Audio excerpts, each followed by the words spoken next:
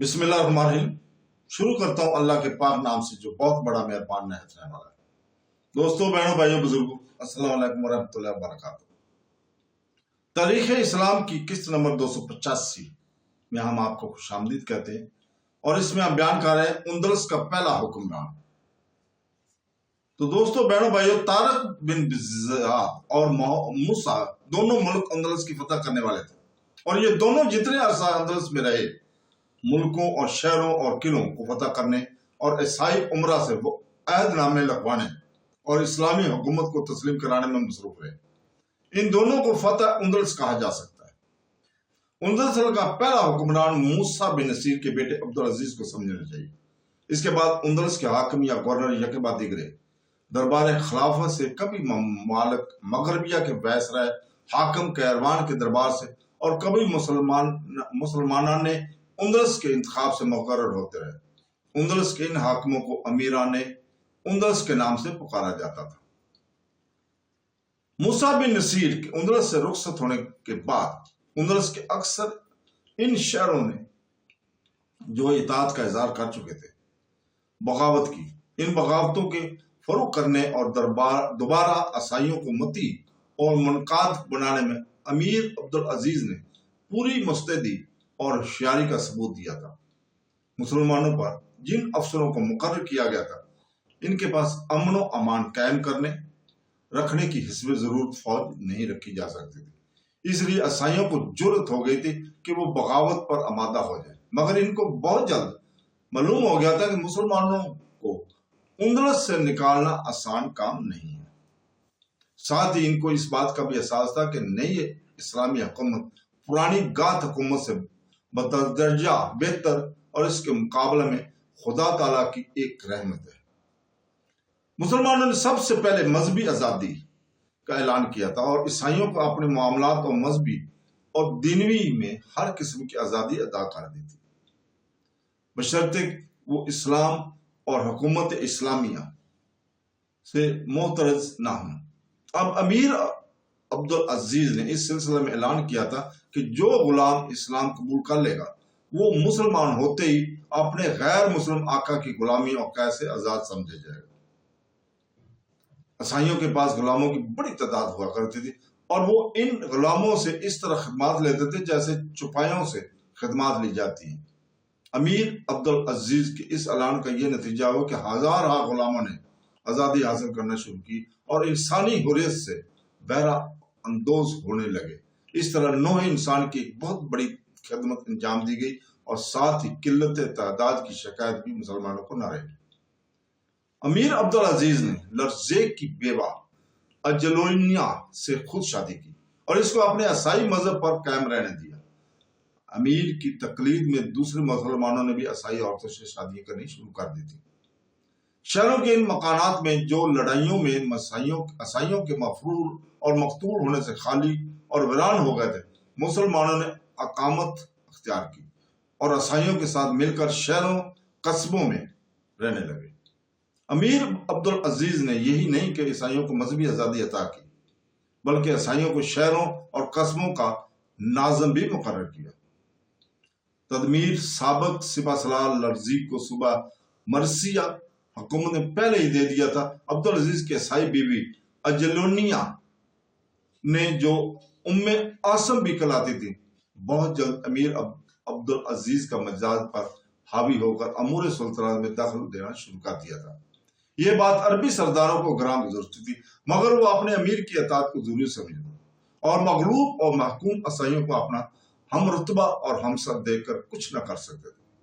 انہی حالات میں خبر پہنچی کہ نئے خلیفہ سلمان بن عبد الملک نے موسیٰ بن نصیر کو خراج کے بقایا کے مطالبہ میں ماخوذ کیا اور جدید ملکی فتویٰ کی کوئی قدر نہیں کی۔ اس خبر کا اثر عبدالعزیز کے دل پر جو کچھ ہوا ہوگا ظاہر ہے، مگر وہ خلیفہ کے خلاف کوئی لفظ زبان سے نہیں نکال سکتے تھے۔ اجلونیا اور دوسرے عیسائی اہلکاروں نے اس سے فائدہ اٹھانے میں کوئی کمی نہیں کی، اور عبدالعزیز کی ذات کے ساتھ ان کی محبت اور ہمدردی نے ترقی کی۔ عبدالعزیز کو چونکہ اپنے باپ کی خبر سن کر سخت سبدہ پہنچا، لہذا وہ اجلونیا کے ذریعے عیسائیوں کی طاقتور بنانے اور خلیفہ دمشق کی حکومت سے اندلس کو آزاد کرانے کی تدبیر میں مصروف ہو گئے۔ امیر عبدالعزیز نے خلیفہ سلمان کو اپنی طرف سے خلافت رکھنے کے لیے اندلس کی خراج کی ایک معقول رقم اور تحفظ ہدایہ دمشق کی جانب روانہ کیے۔ خلیفہ کو امیر عبدالعزیز کی منصوبوں کا علم اپنے پرچہ نویسوں کے ذریعے ہو چکا تھا۔ اب جو لوگ اندلس سے یہ خراج اور ہدیہ لے کر گئے، انہوں نے خلیفہ کو امیر عبدالعزیز کے خطرناک عزائم اور نامناسب طرز عمل سے بھی آگاہ کر دیا تھا۔ اس جرم بغاوت کی تصدیق کے لیے دربار خلافت سے جو مناسب حکم جاری ہو سکتا تھا وہی جاری ہوا، یعنی خلیفہ سلمان نے انہی لوگوں کے ہاتھوں جو خزانہ اور تحفے لے کر آئے تھے، اندلس کے 5 مسلمان سرداروں کے نام حکم بھیجا کہ اگر عبدالعزیز کی نیت بد ہے تو اس کو بلا توقف قتل کر دو۔ امیر عبدالعزیز نے اپنا دارالحکومت اشبیلیہ میں قائم کیا ہوا تھا۔ جس وقت خلیفہ کا یہ حکم سب سے پہلے حبیب بن عبیدہ کے پاس پہنچا تو اس نے باقی 4 شخصوں کو بھی بغرض مشورہ دعوت دی۔ آخر 5 سرداروں کا یہ مشورہ ہو کہ امیر عبدالعزیز کو قتل کر دیا جائے۔ چنانچہ ان سرداروں نے خلیفہ کے حکم کی تعمیل میں عبدالعزیز کو گرفتار کر کے قتل کر دیا اور اس کا جسم اشبیلیہ میں دفن کر کے سر دمشق کی جانب روانہ کر دیا، اور موسیٰ بن نصیر کے ہمشیر زادے یعنی امیر عبدالعزیز کی پھوپھی زاد بھائی ایوب بن حبیب لغمی کو اندلس کا امیر بنا دیا۔ خلیفہ سلمان نے چونکہ عبدالعزیز کے مجرم یا بے گناہ ہونے کی تحقیق اندلسی کے 5 سرداروں کے سپرد کر دی تھی، لہذا خلیفہ کے نزدیک ابھی تک یہ امر مشتبہ تھا کہ عبدالعزیز قتل ہوگا یا نہیں، اس لیے اس نے امیر عبدالعزیز کی جگہ کوئی امیر مقرر کر کے روانہ نہیں کیا تھا، بلکہ انہی سرداروں کو اجازت دیتی تھی کہ وہ جس کو مناسب سمجھے اپنا امیر مقرر کر رہے۔ چنانچہ ایسا ہی ظہور میں آیا۔ اندلس مذکورہ 5 سردار اگر عبدالعزیز کو مجرم نہ پاتے تو ہرگز قتل نہ کر پاتے۔ خلیفہ نے عبدالعزیز کے قتل میں جس حزم اور احتیاط سے کام لیا، اس سے زیادہ احتیاط ممکن نہ تھی۔ ان معزز سرداروں کی تعداد بھی اس قدر کافی تھی کہ ان سب کو متفقہ طور پر غلطی کرنے کا امکان نہ تھا۔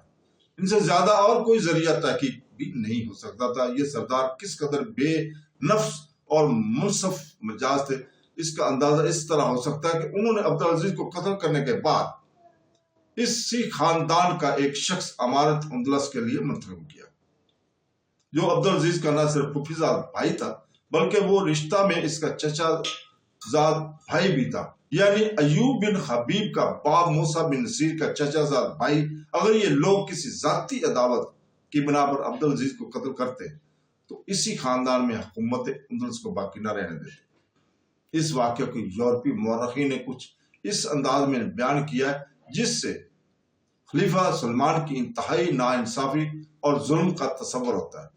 وہ عبدالعزیز بن موسیٰ کی تعریف اور توصیف میں خوب مبالغہ کرتے ہیں، جس کو پڑھ کر مسلمان بہت خوش ہوتے ہیں۔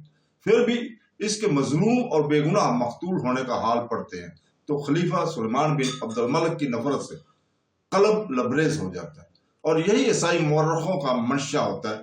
عبدالعزیز بن موسیٰ سن 98 میں مقتول ہوا۔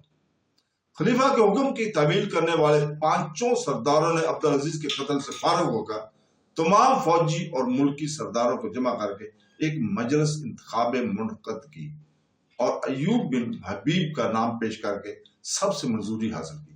چنانچہ ایوب بن حبیب کو اس شرط کے ساتھ امیر تسلیم کیا گیا کہ وہ محمد بن یزید حکمران کیروان اور خلیفہ المسلمین سے منظوری حاصل کی جائے۔